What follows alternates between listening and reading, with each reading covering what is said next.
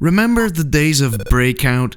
Well, there's a homebrew game on the Yaroze called Bouncer 2 that borrows heavily from Breakout, but adds some new elements that makes it feel like a fresh game. And boy, it's addictive.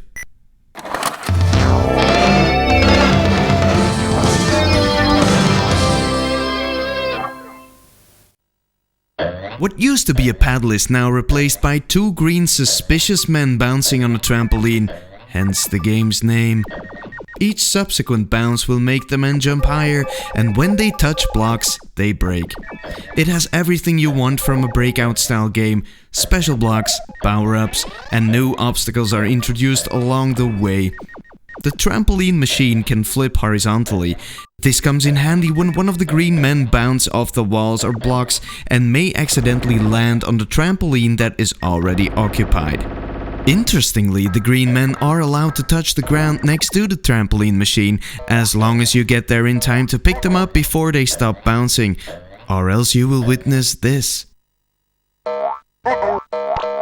You can choose between 3 difficulty modes. The difference between them is the bouncing speed. If you choose hard mode, the bouncers will jump faster and will be harder to control. This magical trampoline machine also has a magnetized beam that will steer the bouncers in the direction of the trampoline platform. This is a very useful feature that you will be using all the time, as there is no limit set on duration or use count. The target of the game is to collect all diamonds in a level. If you succeed in collecting them all, you progress to the next. But there is also an alternative way to complete the level. Destroy enough blocks without making the bouncer touch the ground.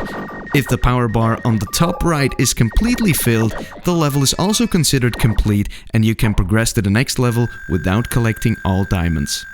You get 4 lives to start out with, and will quickly realize that 4 lives is not a whole lot. There is some good news, however. Most of the times when you break blocks, points will fall out that you need to catch with your trampoline device. Once in a while, however, a life falls down. If you manage to catch that, you'll get a pretty satisfying sound confirming the extra life. Other drops include bombs, extra time, and a very useful level warp. All this stuff falling down makes it difficult to keep your attention to the bouncer and where he will fall next, so be sure to keep your eyes on the bouncer or that extra life could go away sooner than you can say turkey sandwich. I hate turkeys. Another way to get an extra life is by scoring 50,000 points. My brain has difficulty coping with all the different functions of the trampoline machine, and I often get confused, which will almost always result in losing a life. The farthest I got was to level 4, and then the game froze, and I had to start all over again.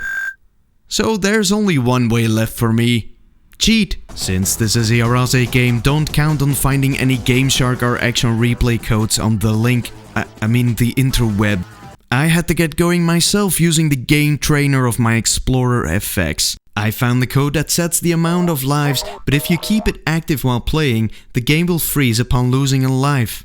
If you do want to use the code, activate it before starting a new game or right before going to the next level, then deactivate it right after the level has loaded. The code only gives you 16 lives. If you try more, it will crash while loading the next level.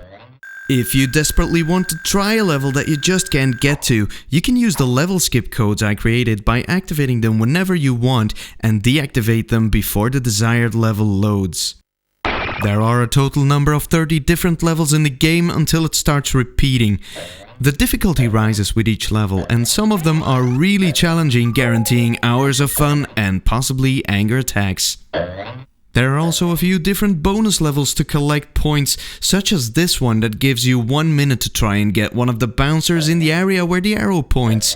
This time your magnetized beam does not work, and this makes it a pretty darn difficult thing to accomplish. Overall, this is a worthy Breakout clone, and Scott did one hell of a job. Still, there is room for improvement.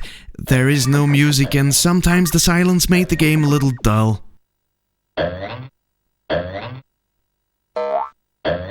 But you can't blame a homebrew game developer spending 6 to 12 weeks of his life to provide you with a free game for not mastering every creative skill that could have made the game even better.